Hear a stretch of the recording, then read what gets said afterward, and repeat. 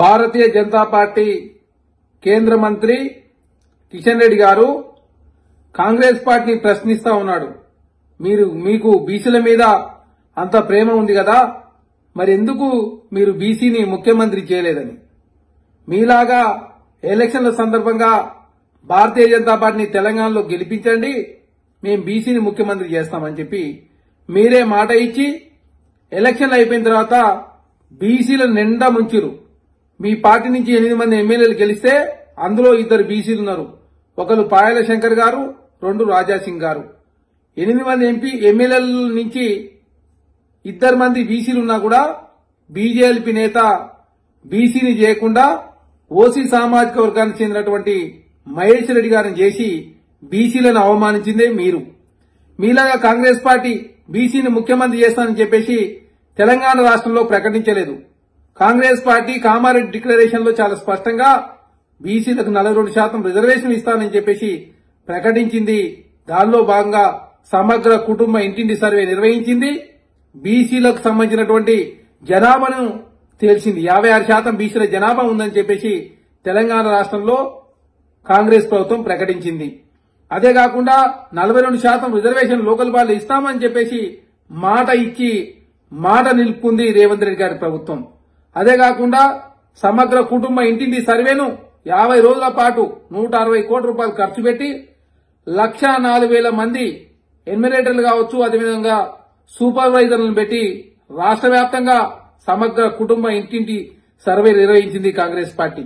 అదే కాకుండా అసెంబ్లీలో చట్టం చేయబోతా ఉంది కాంగ్రెస్ పార్టీ.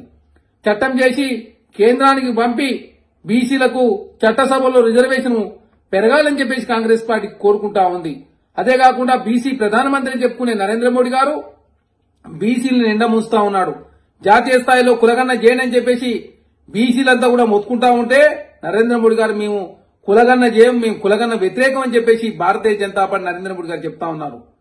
ప్రతిసారి సందర్భం వచ్చినప్పుడల్లా నేనే బీసీ ప్రధానమంత్రిని, కేంద్రంలో బీసీల మంత్రులు మా పార్టీలో ఎక్కువ ఉన్నారని చెప్పేసి చెప్పుకునే నరేంద్ర మోడీ గారు ఎందుకు బీసీలకు కులగన్న చేస్తలేరు, ఎందుకు బీసీలకు చట్టసభలో మీరు ఎందుకు రిజర్వేషన్ తీసుకురావడం లేదు, ఎందుకు 50 లక్షల కోట్ల బడ్జెట్ ప్రవేశపెట్టి ఎందుకు మీరు బీసీలకు 0.5% మాత్రం నిధులిస్తా ఉన్నారు, 90 మంది కేంద్ర సెక్రటరీ ఉంటే ఎందుకు 3 మాత్రమే బీసీలు ఉన్నారు, అదే కాకుండా మీ గుజరాత్ రాష్ట్రంలో ఎందుకు లోకల్ బాడీ ఎలక్షన్ లో బీసీలకు 10% రిజర్వేషన్ మాత్రమే ఎందుకు మీరు కల్పిస్తా ఉన్నారు, ఎందుకు యూపీఎస్సీలో ఎస్సీ ఎస్టీ బీసీలకు అందరు కలిపి ఎందుకు 20% మాత్రం రిజర్వేషన్ ఇంప్లిమెంట్ అవుతుంది, ఈ అన్నిటికీ సమాధానం చెప్పాలి కదా కిషన్ రెడ్డి గారు.